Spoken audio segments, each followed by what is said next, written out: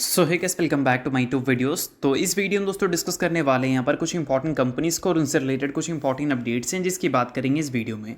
तो चलिए दोस्तों वीडियो की शुरुआत करते हैं। सबसे पहली कंपनी को डिस्कस करते हैं। पहली कंपनी का नाम है शक्ति पम्प्स इंडिया लिमिटेड। बट इसको डिस्कस करने से पहले दोस्तों, अगर आपने अभी तक चैनल को सब्सक्राइब नहीं किया है तो चैनल को सब्सक्राइब करके बेल आइकन को प्रेस कर लो, ताकि आने वाली जितनी भी अपडेट्स हैं उन सभी अपडेट्स का नोटिफिकेशन आपको सबसे पहले मिल सके। तो चलिए दोस्तों वीडियो की शुरुआत करते हैं। सबसे पहले बात करते हैं इस कंपनी से रिलेटेड कुछ इंपॉर्टेंट अपडेट्स के बारे में। दोस्तों, अगर किसी को इंप्रेस करना हो तो ईजिली आप इंप्रेस कर सकते हैं इस कंपनी के स्टॉक प्राइस CAGR को दिखाकर। अगर पिछले 10 साल का CAGR देखोगे तो वो है 39%, 5 साल का है 119%, 3 साल का CAGR भी 119% और पिछले 1 साल में इस कंपनी का रिटर्न है 307%। अब ऐसे शानदार रिटर्न के बाद इन्वेस्टर हो या ट्रेडर, किसी की भी बल्ले बल्ले हो सकती है। और ऐसे शानदार रिटर्न जो कंपनी ने दिए हैं वो काफ़ी हद तक अगर देखा जाए तो अपने ग्रोथ के बेसिस पे दिए हैं। पिछले 1 साल में कंपनी ने जो ग्रो किया है अपने रेवेन्यू एंड प्रॉफिट को, वो काफ़ी कमाल का है। 1 साल में कंपनी के जो रेवेन्यू हैं वो 161% से और प्रॉफिट 614% से ग्रो किए हैं। 3 साल का नंबर थोड़ा सा कम है अगर कंपनी के स्टॉक प्राइस CAGR के हिसाब से कंपेयर करें, बट कहीं ना कहीं पिछले 1 साल में जो कंपनी ने बड़ी ग्रोथ दिखा दी है, उस ग्रोथ की वजह से पास्ट का जो रिटर्न है उसको कंपनी ने पूरी तरह से जस्टिफाई भी कर दिया है। बट नोट करने वाली बात यहाँ पर यह है कि जितना बड़ा कंपनी ने ग्रोथ दिखाया है अपने प्रॉफिट में पिछले 1 साल में, और वो ग्रोथ है 600% का, क्या उतना पैसा कंपनी के पास आया भी है? क्योंकि अगर 2024 के फाइनेंशियल ईयर की दोस्तों हम बात करें तो 1371 करोड़ कंपनी ने सेल्स रिपोर्ट किया था और प्रॉफिट रिपोर्ट किया था 142 करोड़, जो कि ईयर ऑन ईयर बेसिस पर अगर देखोगे तो काफ़ी मस्त था। बट नोट करने वाली बात यहाँ पर यह है कि जो भी छोटी कंपनी होती है उनको कैश मैनेज करना काफ़ी इंपॉर्टेंट होता है। अगर कंपनी कैश सही से मैनेज नहीं कर पाती तो कंपनी के जो डेट हैं वो बढ़ सकते हैं। अब ऐसा मैं क्यों बोल रहा हूँ दोस्तों, क्योंकि अगर कंपनी के बैलेंस शीट की बात करें तो कंपनी के रिजर्व को अगर देखोगे तो रिजर्व तो इंक्रीजिंग ऑर्डर में है। डेट एक टाइम पे हमें कम देखने को मिले थे, डबल डिजिट में थे, बट अब डेट देखोगे तो ऑलमोस्ट डबल हो चुका है।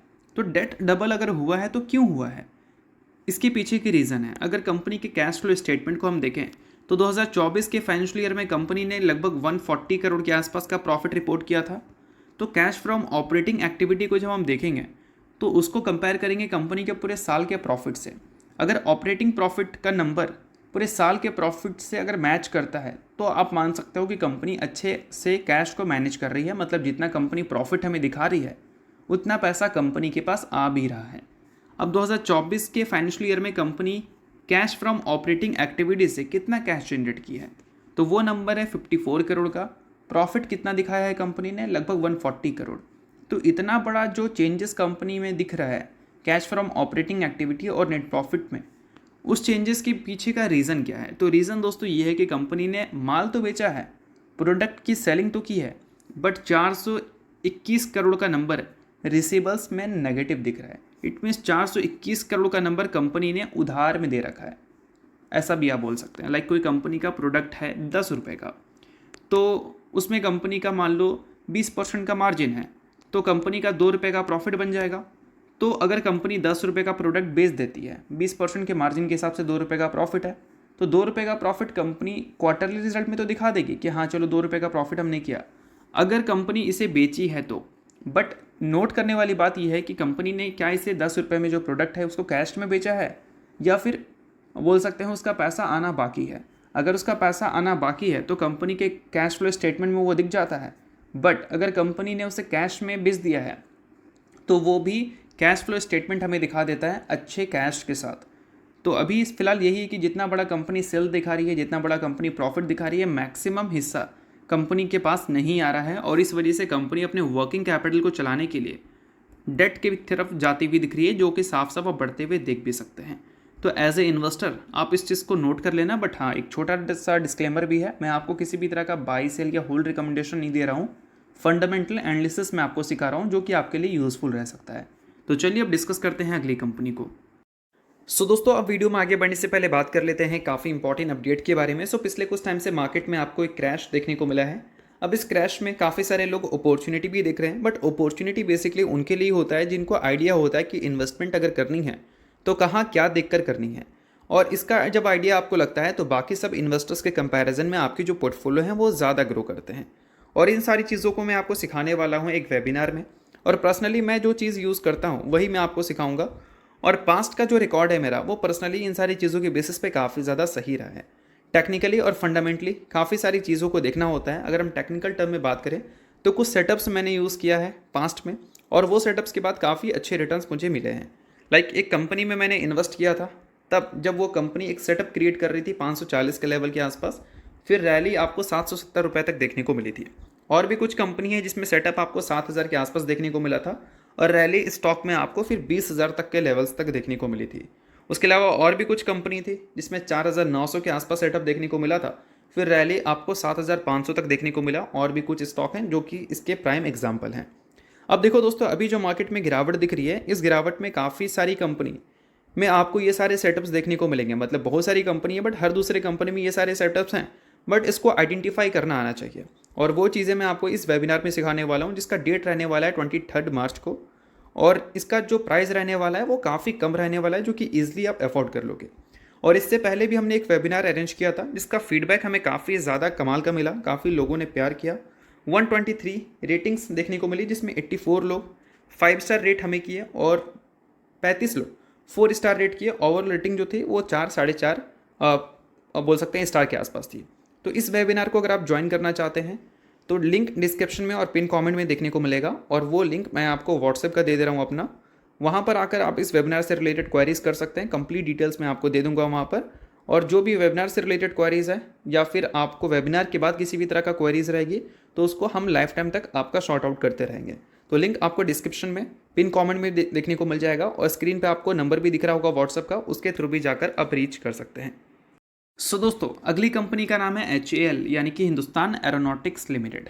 अब HAL की बात करें तो इस कंपनी से रिलेटेड कुछ अपडेट हमें देखने को मिला है, जिसमें पहला अपडेट ये है कि HAL को हो चुका है 55 लाख रुपए का लॉस, क्योंकि HAL ने पेमेंट किया है फाइटर जेट के पार्ट्स के लिए, और ये पेमेंट कोई फेक कंपनी को इन्होंने कर दिया है।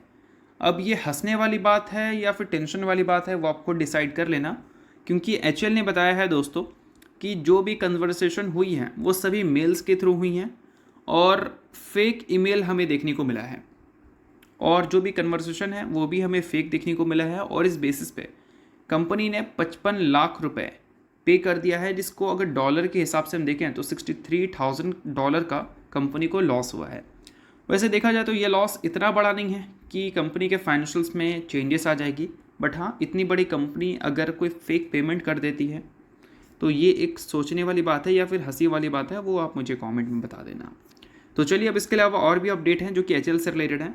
अब अगली अपडेट दोस्तों UBS की तरफ से है, जिसमें उन्होंने कुछ कमेंट्री की है HAL से रिलेटेड। अब उन्होंने ये बताया है कि फ़िलहाल अगर देखा जाए तो मार्केट के जो परसेप्शन है HAL को लेकर वो मिसप्लेस्ड है, और ये कहीं ना कहीं कंपनी के जो लॉन्ग टर्म ग्रोथ पोटेंशियल है उसमें इफ़ेक्ट नहीं करेगा। और इन सारी चीज़ों के बाद उन्होंने बताया है कि ब्रोकरेज हाउस एक्सपेक्ट कर रही है लिमिटेड इम्पैक्ट FY26 से FY27 के अर्निंग एस्टिमेट से, क्योंकि अभी पिछले कुछ टाइम से जो कंपनी के ऑर्डर के नंबर हैं वो स्लो हो चुके हैं। Q4 में जो कंपनी को बड़े ऑर्डर मिला करते थे वो हमें सुनने को अभी तक उतना मिला नहीं है। तो इस वजह से उम्मीद किया जा रहा था कि कंपनी के अर्निंग्स और स्लो हो सकते हैं, क्योंकि कंपनी के ऑर्डर बुक ग्रो नहीं कर पा रहे हैं। बट इन सारी चीज़ों को UBS ने थोड़ा सा गलत बताया है। और UBS ने दोस्तों ये भी बताया है कि 2026 के फाइनेंशियल ईयर की बात करें तो वहाँ पर कंपनी को अच्छे ऑर्डर मिल सकते हैं, और इसके लिए HAL की जो सब्सिडरी है Hindustan aeronautics next generation aerospace limited, वो एक बोल सकते हैं कि बेनिफिशियरी रह सकती है। अब इसके अलावा दोस्तों यहाँ पर यह भी बताया गया है UBS की तरफ से कि HAL का जो ऑर्डर बुक है वो 2027 के फाइनेंशियल ईयर तक 3 टाइम्स होने वाला है। लेट सपोज अभी 1 लाख करोड़ का है तो वो 3 लाख करोड़ तक हो जाएगा 2027 के फाइनेंशियल ईयर तक। और जो एग्जीक्यूशन में डिले हमें दिख रही है उस एग्जीक्यूशन को भी कंपनी स्टेबल कर लेगी 2026-27 के फाइनेंशियल ईयर तक। और ये भी बताया इन्होंने कि जो ग्रोथ ट्रैजेक्टरी रहने वाली है इनके रेवेन्यू और EPS का, वो हमें 19% CAGR से देखने को मिल सकता है। तो इस वजह से थोड़ा UBS इस कंपनी को लेकर बुलिश है। तो क्या हम भी बुलिश रहेंगे? ऐसा नहीं, अब कोई बुलिश रहेगा तो हम भी बुलिश रहें, ऐसा ज़रूरी तो नहीं है। हम करेंगे एनालिसिस, अब जैसा कि मैंने आपको पहले ही बता रखा है कि ब्रोकरेज हाउस टारगेट्स देती हैं, इग्नोर करो, रेटिंग्स देती है, इग्नोर करो, बट वो सारी चीज़ें किस बेसिस पे वो बोल रही हैं सिर्फ उसको देखो। तो हमने उसी चीज़ों को डिस्कस किया है। अब इन सारी चीज़ों के बेसिस पे आपका एनालिसिस क्या कहता है उसके बिहाफ पे आप डिसीजन बनाओ, ना कि किसी एक ब्रोकरेज हाउस के बेसिस पे। मैं यहाँ पर यूबीएस को गलत नहीं बोल रहा हूँ, बट कहने का मतलब ये है कि अगर ब्रोकरेज हाउस मल्टीपल कंपनी से रिलेटेड मल्टीपल कमेंट्री कर देती है तो क्या सब में आप पैसा डालोगे? पैसा तो आपका है ना, ब्रोकरेज हाउस का तो नहीं है। तो इस वजह से ये चीज़ें मैं आपको बता रहा था। तो चलिए अब डिस्कस करते हैं अगली कंपनी को, जिसका नाम है इरेडा, यानी कि Indian renewable energy development agency limited. अब दोस्तों इरेडा की बात करें तो कल के दिन एक न्यूज़ पब्लिश हुई थी, या फिर बोल सकते हैं कल के दिन एक आउटकम हमें देखने को मिला था इरेडा के बोर्ड मीटिंग से, जिस आउटकम में इन्होंने ये बताया था कि वो 5,000 करोड़ का फंड रेज अप्रूव कर चुके हैं और इनके जो बोरोइंग्स लिमिट हैं उसको भी इन्होंने बढ़ा दिया है, 29,200 करोड़ तक कर दिया है। पहले कितना था? तो पहले ये था 24,200 करोड़, अब उन्होंने 29,200 करोड़ कर दिया है। और इरेडा के CMD जो हैं उन्होंने बताया था कि इंडिया को रिन्यूएबल एनर्जी फाइनेंस करने के लिए कम से कम 40 से 46 लाख करोड़ रुपए की ज़रूरत है।